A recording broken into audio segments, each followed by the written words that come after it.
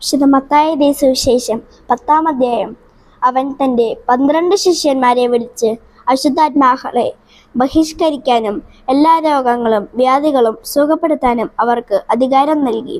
ആ 12 അപ്പസ്തോലന്മാരുടെ പേരുകൾ: ഒന്നാമൻ പത്രോസ് എന്ന് വിളിക്കപ്പെടുന്ന ശിമയോൻ, അവൻ്റെ സഹോദരൻ അന്ത്രയോസ്, സെബദിയുടെ പുത്രനായ യാക്കോബ്, അവൻ്റെ സഹോദരൻ യോഹന്നാൻ, പീലിപ്പോസ്, ബർത്തലോമിയ, തോമസ്, ചുങ്കക്കാരൻ മത്തായി, ഹൽപ്പയുടെ പുത്രൻ യാക്കോബ്, തദേവൂസ്, കാനാൻകാരൻ ശിമയോൻ, യേശുവിനെ ഒറ്റിക്കൊടുത്ത യൂദാസ്കറിയോത്ത.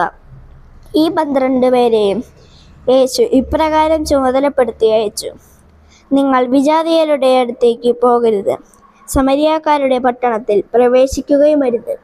പ്രത്യുത ഇസ്രായേൽ രാജവംശത്തിലെ നഷ്ടപ്പെട്ടുപോയ ആടുകളുടെ അടുത്തേക്ക് പോകുമ്പോൾ സ്വർഗരാജ്യം സമീപിച്ചിരിക്കുന്നു എന്ന് പ്രസംഗിക്കുവിൻ.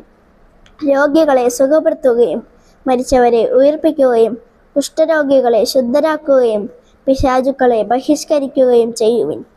ദാനമായി നിങ്ങൾക്ക് കിട്ടി ദാനമായി തന്നെ കൊടുക്കുവിൻ. നിങ്ങളുടെ അരപ്പട്ടയിൽ സ്വർണമോ വെള്ളിയോ ചെമ്പോ കരുതി വയ്ക്കരുത്. യാത്രയ്ക്ക് സഞ്ചിയോ 2 ഉടുപ്പുകളോ ചെരുപ്പോ വടിയോ കൊണ്ടുപോകരുത്. വേല ചെയ്യുന്നവൻ ആഹാരത്തിന് അർഹനാണ്. നിങ്ങൾ ഏതെങ്കിലും പട്ടണത്തിലോ ഗ്രാമത്തിലോ പ്രവേശിക്കുമ്പോൾ അവിടെ യോഗ്യതയുള്ളവൻ ആരെന്ന് അന്വേഷിക്കുകയും അവിടം വിടുന്നതുവരെ അവനോടുകൂടെ താമസിക്കുകയും ചെയ്യുവിൻ. നിങ്ങൾ ആ ഭവനത്തിൽ പ്രവേശിക്കുമ്പോൾ അതിന് സമാധാനം ആശംസിക്കണം. ആ ഭവനം അർഹതയുള്ളതാണെങ്കിൽ നിങ്ങളുടെ സമാധാനം അതിൽ വസിക്കട്ടെ. അർഹതയില്ലാത്തതെങ്കിൽ നിങ്ങളുടെ സമാധാനം നിങ്ങളിലേക്ക് തന്നെ മടങ്ങട്ടെ. ആരെങ്കിലും നിങ്ങളെ സ്വീകരിക്കാതെയോ നിങ്ങളുടെ വചനം ശ്രവിക്കാതെയോ ഇരുന്നാൽ ആ ഭവനം അഥവാ പട്ടണം വിട്ടുപോരുമ്പോൾ നിങ്ങളുടെ പാദങ്ങളിലെ പൊടി തട്ടിക്കളയുവിൻ. വിധി ദിവസത്തിൽ ആ പട്ടണത്തേക്കാൾ സോദോം ഗൊമോറ ദേശങ്ങൾക്ക് കൂടുതൽ ആശ്വാസമുണ്ടാകുമെന്ന് സത്യമായി ഞാൻ നിങ്ങളോട് പറയുന്നു. ചെന്നായ്ക്കളുടെ ഇടയിലേക്ക് ചെമ്മരിയാടുകളെ എന്ന പോലെ ഞാൻ നിങ്ങളെ അയക്കുന്നു. അതിനാൽ നിങ്ങൾ സർപ്പങ്ങളെ പോലെ വിവേകികളും പ്രാവുകളെ പോലെ നിഷ്കളങ്കരുമായിരിക്കുവിൻ. മനുഷ്യരെ സൂക്ഷിച്ചുകൊള്ളുവിൻ. അവർ നിങ്ങളെ ന്യായാധിപ സംഘങ്ങൾക്ക് ഏൽപ്പിച്ചു കൊടുക്കും. തങ്ങളുടെ സിനഗോഗുകളിൽ വെച്ച് അവർ നിങ്ങളെ മർദ്ദിക്കും. നിങ്ങൾ എന്നെ പ്രതി നാടുവാഴികളുടെയും രാജാക്കന്മാരുടെയും സന്നിധിയിലേക്ക് നയിക്കപ്പെടും. അവിടെ അവരുടെയും വിജാതീയരുടെയും മുമ്പാകെ നിങ്ങൾ സാക്ഷ്യം നൽകും. അവർ നിങ്ങളെ ഏൽപ്പിച്ചു കൊടുക്കുമ്പോൾ എങ്ങനെ പറയണമെന്നോ എന്തു പറയണമെന്നോ നിങ്ങൾ ആകുലപ്പെടേണ്ട. നിങ്ങൾ പറയേണ്ടത് ആ സമയത്ത് നിങ്ങൾക്ക് നൽകപ്പെടും. എന്തെന്നാൽ നിങ്ങളല്ല, നിങ്ങളിലൂടെ നിങ്ങളുടെ പിതാവിൻ്റെ ആത്മാവാണ് സംസാരിക്കുന്നത്. സഹോദരൻ സഹോദരനെയും പിതാവ് പുത്രനെയും മരണത്തിന് ഏൽപ്പിച്ചു കൊടുക്കും. മക്കൾ മാതാപിതാക്കന്മാരെ എതിർക്കുകയും അവരെ വധിക്കുകയും ചെയ്യും.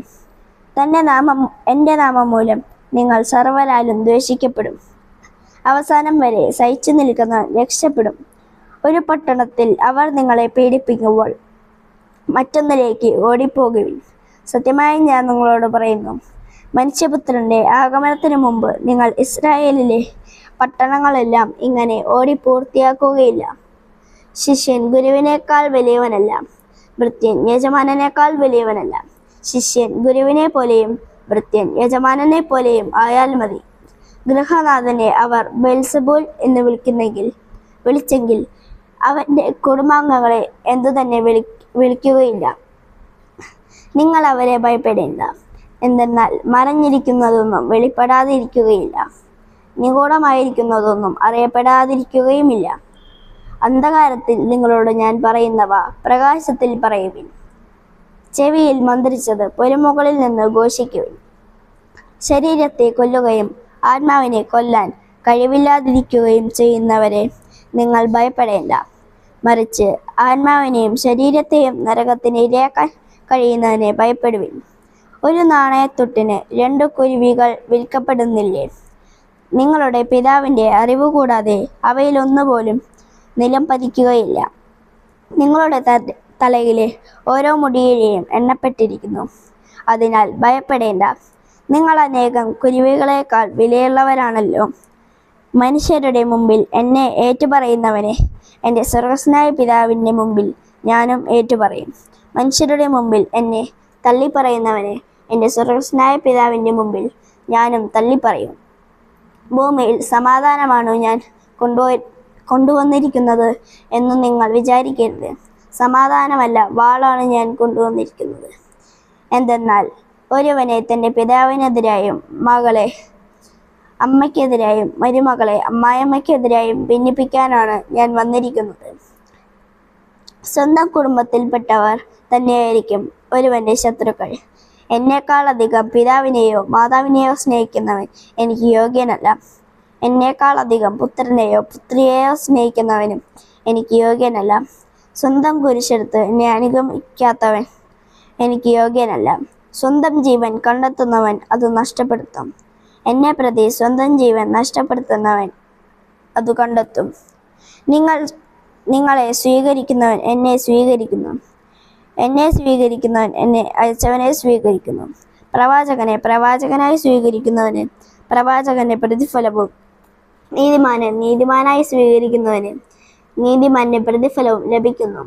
ഈ ചെറിയവരിൽ ഒരുവന് ശിഷ്യന് എന്ന നിലയിൽ ഒരു പാത്രം വെള്ളമെങ്കിലും കൊടുക്കുന്നവന് പ്രതിഫലം ലഭിക്കാതിരിക്കുകയില്ലെന്ന് സത്യമായി ഞാൻ നിങ്ങളോട് പറയുന്നു.